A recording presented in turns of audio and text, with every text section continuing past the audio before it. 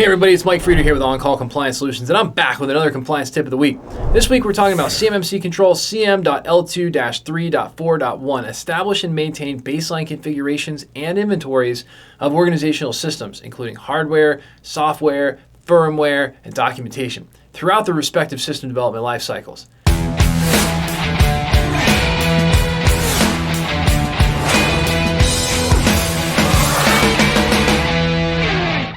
So hey, if you're a defense contractor who's feeling overwhelmed, tired, and alone, trying to understand all this CMMC, DFARS, and NIST SB 800-171 compliance stuff on top of an already colossal workload, well, I've got great news for you. You found your home here, baby, at On-Call Compliance Solutions, where we can help you transform into your company's on-call compliance hero. Let's jump into it. So, in CMMC control CM.L2-3.4.1, establish and maintain baseline configurations and inventories of organizational systems, including hardware, software, firmware, and documentation throughout the respective system development life cycles. Here, we find ourselves running into yet more documentation requirements. I know, you're swimming in paper, and guess what? It's time to do the backstroke, baby, because there's more of it coming your way. This time, it's the requirement to have baseline documentation, okay? And I have to tell you, it never surprises me to walk into organizations and we ask for documentation kind of before we get there. Usually there's kind of crickets. We show up there, say, hey, cool, let's see your network diagram. They hand us like one Visio diagram of a fairly basic sort of high-level topology if we're lucky. Most places we don't even get that. But they basically don't have documentation on their network. And what we find is that there's really little to no documentation at all on the network. So to me, this is really scary stuff because, if you have a problem and you need to bring in a third party to troubleshoot it, or if you have a problem like something on your network gets wiped out, how are you going to know how it all went back together? And that's kind of one of the core fundamental basics of NIST is know what you've got, to begin with. And if you're, again, a small to mid-sized IT shop or IT department, and you really haven't, done your sort of your paperwork and your documentation, and you're like, what's the point? I'm trying to put out fires and put out tickets.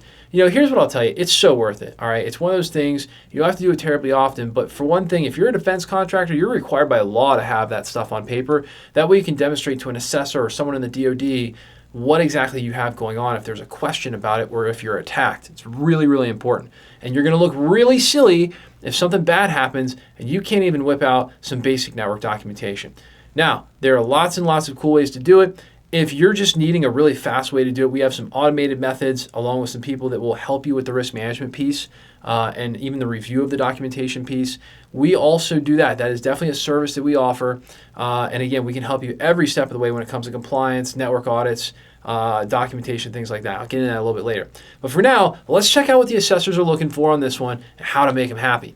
So, on this one, fair warning, they're looking for a bunch of stuff, okay? There's like A through F, and I think if my counting is correct, I think that's like 6 different things that they want to assess you on. Again, this is one of the bigger controls. So, what are they looking for first? Number 1, determine if a baseline configuration is established. In other words, do you even have any documentation? Hey, free points if you've got it, failing if you don't. All right, so again, we would probably put down as an answer, pretty simple, straightforward. Hey, it's implemented, see organization's network documentation on file.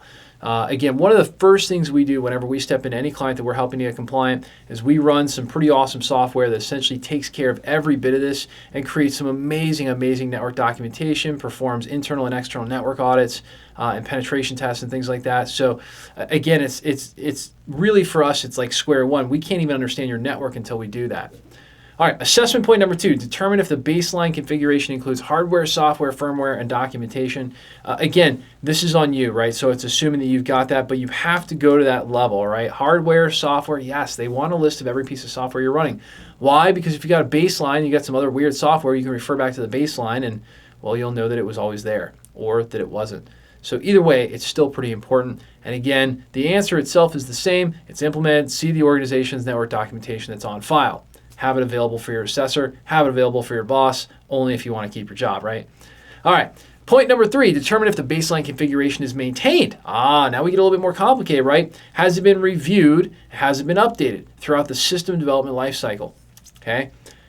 So now, what does that mean? That means you got to have a baseline, right? You got to have some point where you began, but then you got to have more iterations of it, okay? You've got to show over time that you're doing the work.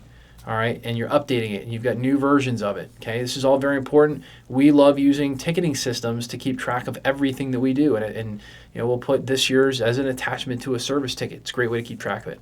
If I was to answer this one, I would say implemented, see organization's network documentation on file, updated in real time daily through, and again, just sort of an example, we have a remote monitoring and management system that can actually take attachments.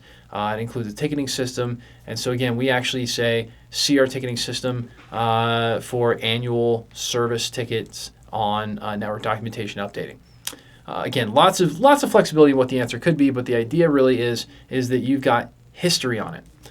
Next, determine if a system inventory is established, right? Do we have an inventory? So again, does your documentation actually include a total inventory so somebody can go down the inventory list and see exactly what you have in there from a hardware, software, firmware perspective, etc. Again, we'll just have an easy answer to it on paper, which is implement see the organization's network documentation on file. Obviously, be prepared to show that.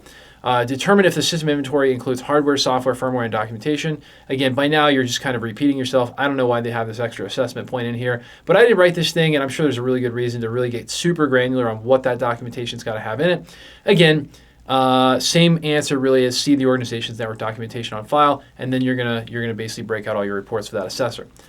Final one, number 6, determine if the inventory is maintained, that is reviewed and updated throughout the system development life cycle. Okay, again, is someone looking at this stuff?